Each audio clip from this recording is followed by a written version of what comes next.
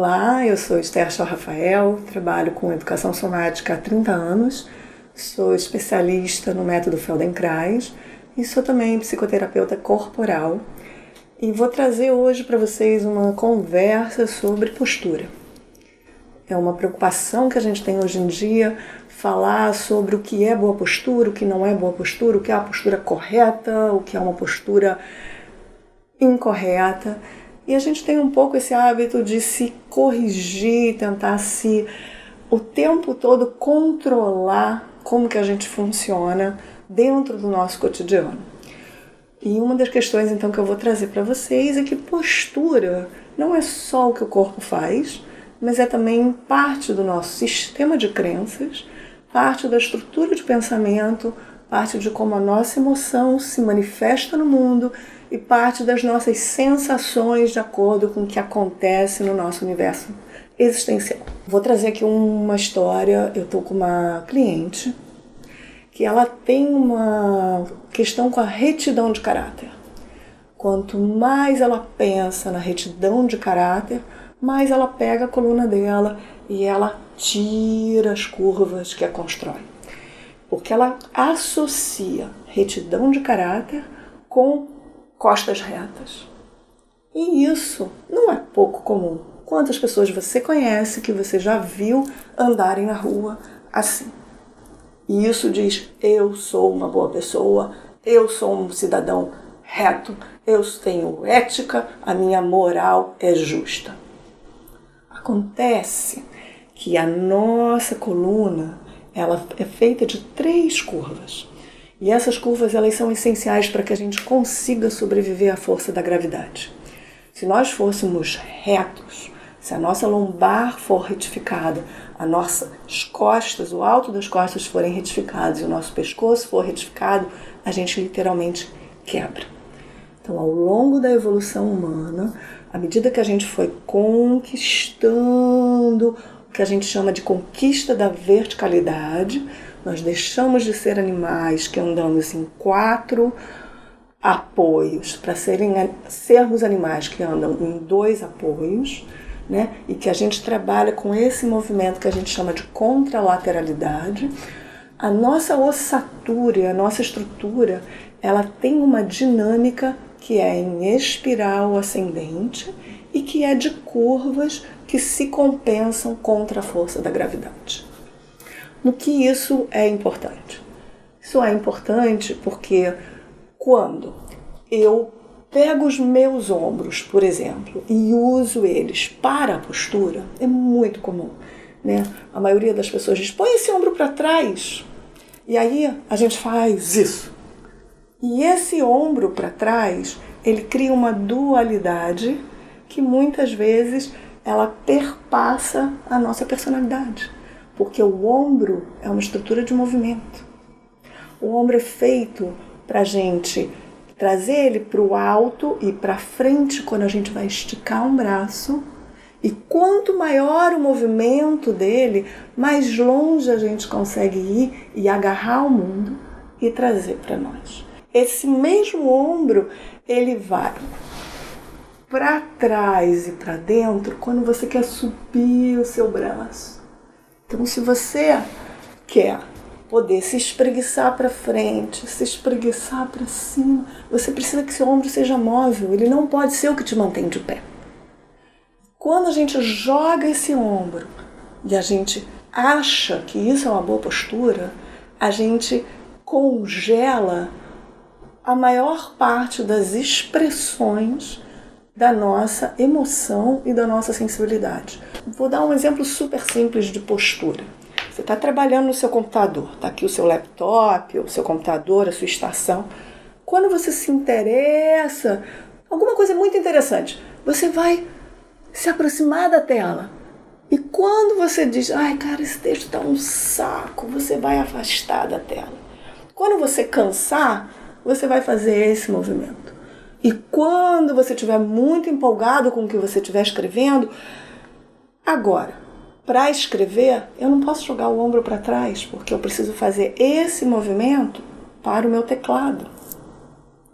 Quando a gente usa o ombro, isso é um exemplo, para manter a postura, o que a gente faz é criar uma dualidade. A gente cria uma paralisação e o meu movimento que deveria ser orgânico e monointencional, né? Ou seja, em uma única direção, eu fico trabalhando o tempo todo nesse conflito de manter o ombro e ao mesmo tempo querer que ele faça o movimento. Eu mantenho o ombro porque eu acho que eu tenho que ficar reto e eu quero que ele faça o movimento. Eu quero buscar a lata na prateleira, eu quero segurar o meu bebê, eu quero acalentar o meu filho, mas o meu ombro tem que ficar aqui. E isso gera não só um conflito neurológico que vai lá para o sistema nervoso central, porque ao mesmo tempo, quando eu baixo o ombro, eu estou dizendo para ele que eu vou levantar o braço, mas eu não estou levantando o braço. Então eu tenho que controlar esse impulso de subir o braço e ao mesmo tempo controlar a postura, porque senão ele vai se mover. Então existe também um conceito de que se a gente tem uma postura assim, ele é um fracassado na vida, ele vive para baixo. Mas essa é uma postura que a gente assume quando a gente está cansado. Ela é muito válida no final do seu dia. Você passou um dia inteiro trabalhando, você tem que ter a possibilidade de não estar aqui. A postura ideal é a mobilidade. É quando a gente perpassa todas as possibilidades de atuação dessa parte central do corpo, que a gente chama de gradil torácico, e que libera para o movimento as partes que são para o movimento, que são os membros periféricos. Isso acontece com as pernas, isso acontece com os braços, isso acontece com a cabeça. Se a gente usa a cabeça, os ombros e as pernas para manter a postura, a gente perde mobilidade, a gente perde capacidade de expressar sentimentos, emoções e pensamentos. Porque o ponto de vista de alguém que fala sempre daqui, ou de alguém que vê o mundo a partir de vários pontos, é muito diferente. Qual a postura ideal? A postura ideal é aquela que corresponde à sua sensação, emoção, pensamento e movimento a cada momento.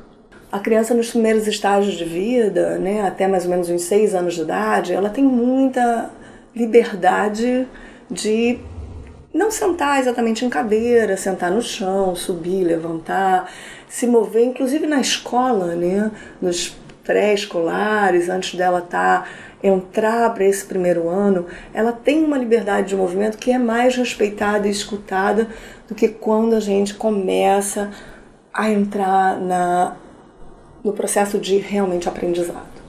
Então o que acontece? A gente ouve muitas coisas que a gente não sabe processar.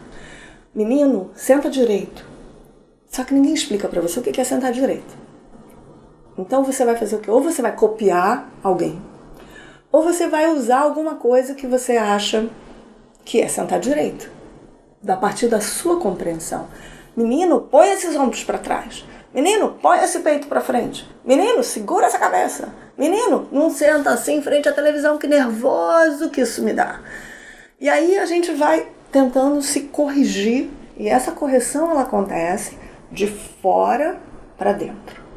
Ela não tem um modelo interno de qual é o meu uso para que eu mantenha uma verticalidade que seja funcional e orgânica. Então, eu vou entrar um pouquinho, explicar qual é o trabalho que a gente faz na educação somática.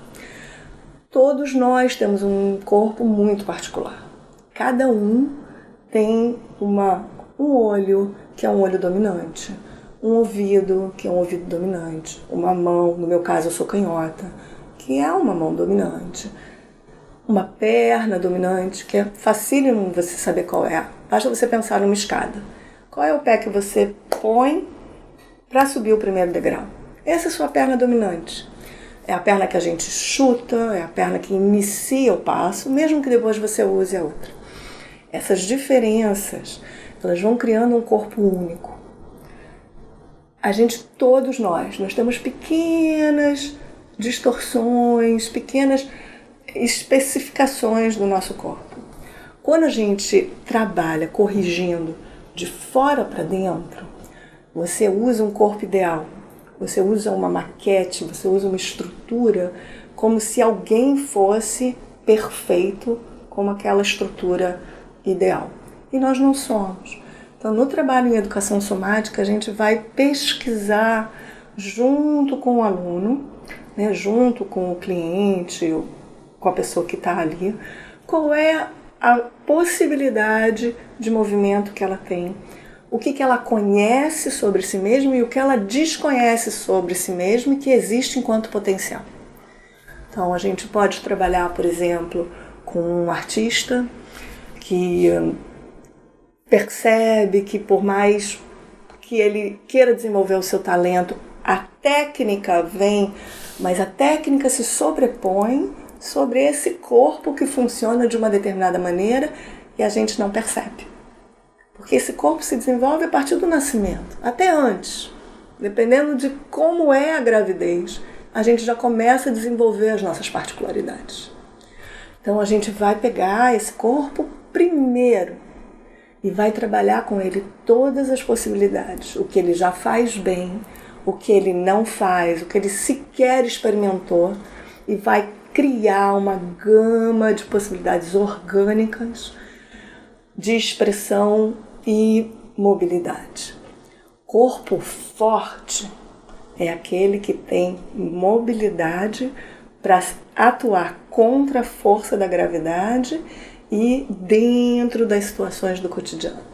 Quando a gente faz esse trabalho, a absorção de técnicas, seja elas quais forem, é muito mais rica, porque a gente aprende o que a gente está fazendo e a partir do que a gente está fazendo a gente pode chegar em algum outro lugar.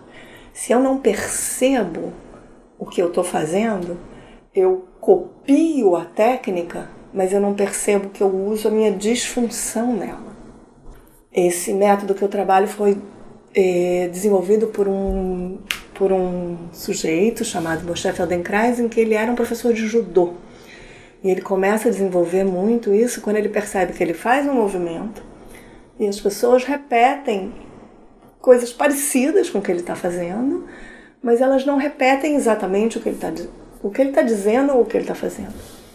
E aí a gente percebeu que cada um tem uma imagem. Se eu costumo estar aqui, eu acho que isso é reto.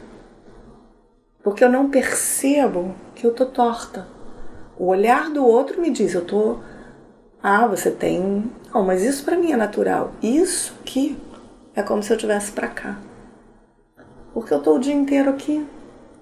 Ao longo da nossa existência, a partir dessas particularidades de cada um e da história de vida, a gente vai criando estratégias de sobrevivência, estratégias de como a gente atua na vida.